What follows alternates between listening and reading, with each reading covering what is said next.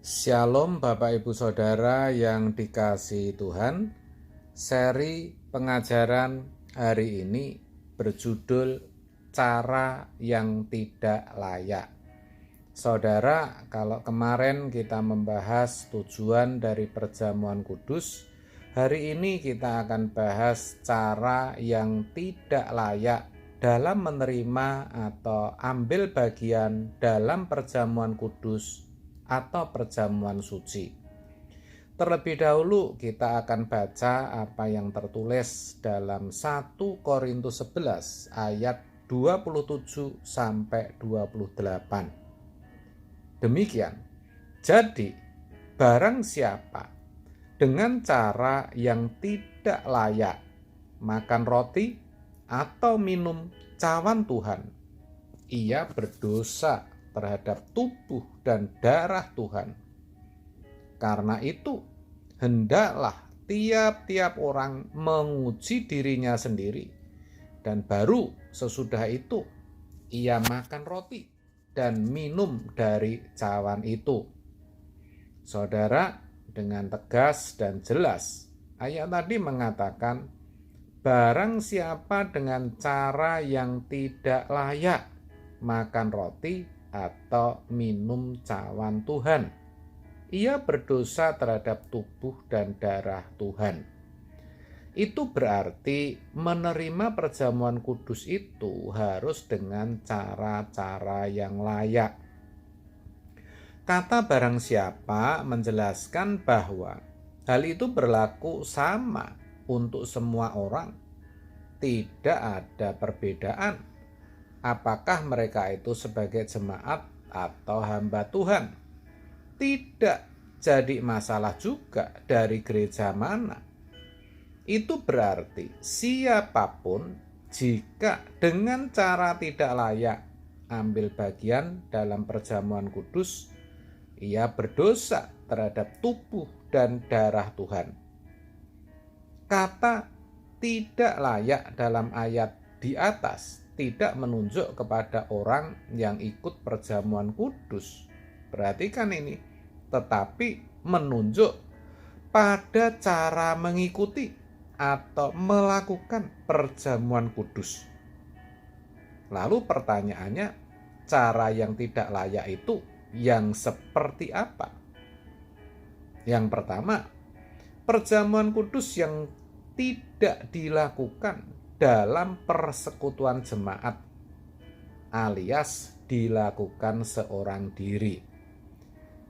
1 Korintus 11 ayat 33 mengatakan, karena itu saudara-saudaraku, jika kamu berkumpul untuk makan, nantikanlah olehmu seorang akan yang lain.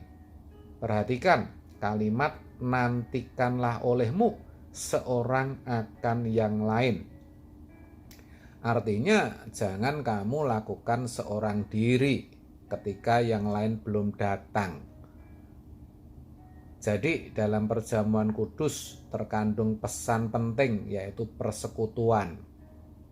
Pertama, persekutuan dengan tubuh dan darah Kristus.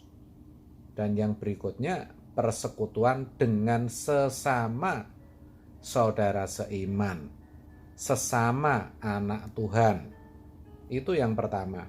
Yang kedua, mencampur adukkan antara perjamuan kudus dengan perjamuan kasih, seperti yang dilakukan orang-orang Korintus. Dalam 1 Korintus 11 ayat 20-21 terjemahan sederhana Indonesia dikatakan demikian. Jadi, saya dengar bahwa waktu kalian berkumpul, ternyata perjamuan yang kalian rayakan tidak pantas disebut perjamuan Tuhan. Karena ketika kalian makan bersama sebelum perjamuan Tuhan, nah ini, setiap orang mengambil makanannya sendiri tanpa menunggu yang lain. Akhirnya ada anggota yang tidak mendapat bagian dan kelaparan, sedangkan yang lain kekenyangan lalu minum sampai mabuk.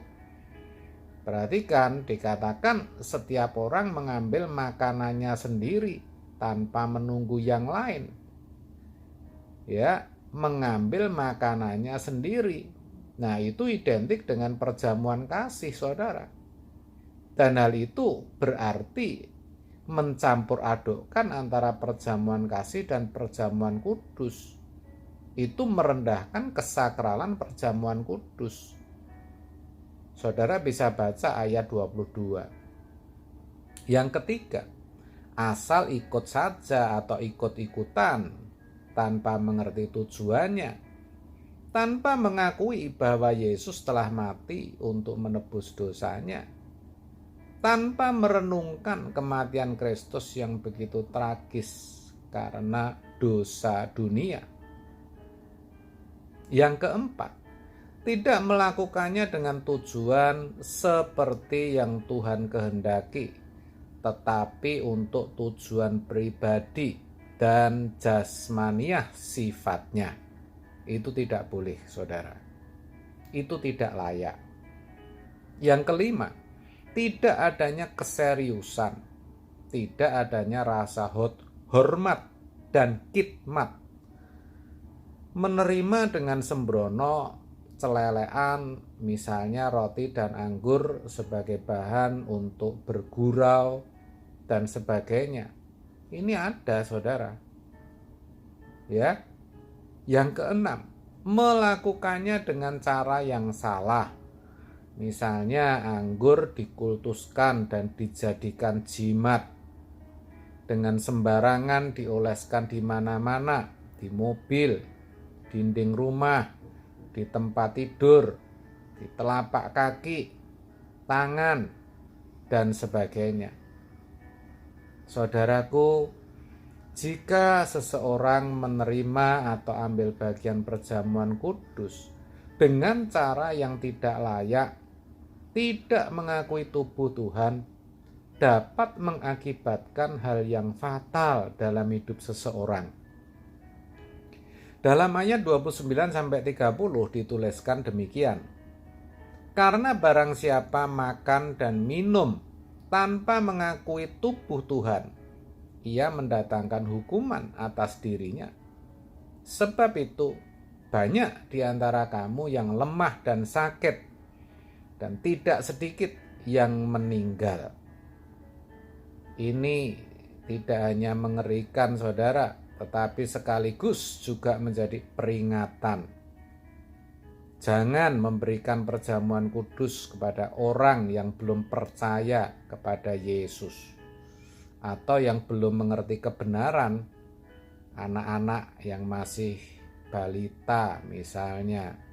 Ya, apapun alasannya, hal itu bertentangan dengan kebenaran firman Tuhan. Perjamuan kudus adalah peringatan tentang kematian Tuhan Yesus yang begitu sakral bagi umat tebusan, saudara dan saya. Oleh sebab itu, kita harus melakukannya dengan penuh hormat. Roti melambangkan tubuh Tuhan yang terpecah-pecah, dan cawan, anggur, melambangkan darah Tuhan yang tercurah. Ketika kita melakukannya dengan iman dan penuh hormat, maka kuasa kematiannya menyertai perjamuan kudus itu bagi kita.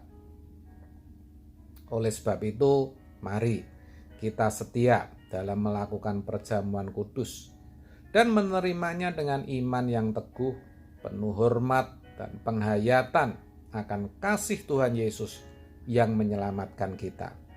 Amin. Tuhan Yesus memberkati.